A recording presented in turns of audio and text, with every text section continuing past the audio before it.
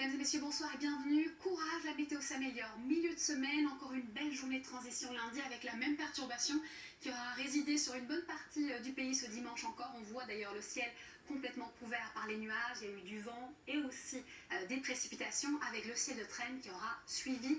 Ces prochaines heures, elle va se redresser tout simplement jusqu'en Alsace et en Lorraine, avec aussi à la clé des pluies parfois intenses, des cumuls de 40 à 60 mm du côté de la Corse, et puis à l'arrière, des averses qui seront là, et puis un ciel qui va s'ouvrir de plus en plus, surtout vers le littoral de l'Atlantique et du bord de Manche. Côté thermomètre, vous avez vu, on a perdu 10-11 degrés en moins de 48 heures ces derniers jours. On a ici des valeurs de saison durant la nuit, de 2 à 5 voire 9 degrés vers la capitale pour la moitié nord et plutôt de 3 à 16 degrés sur la moitié sud. Ensuite, vous me direz, la journée, des valeurs de saison. On s'habitue un peu au fait que avril ne te découvre pas d'un fil. Il fera de 9 degrés à Langres, à près de 20 degrés du côté de Nice. Et la suite, elle est assez simple finalement. On aura une dorsale anticyclonique qui va commencer à pousser.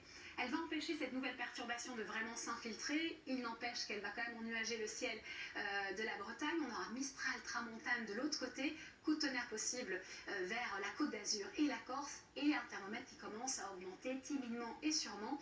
C'est une lente hausse des températures qui va se faire à partir de mercredi, avec un temps qui va devenir de plus en plus sec, mercredi, jeudi, certainement vendredi et samedi.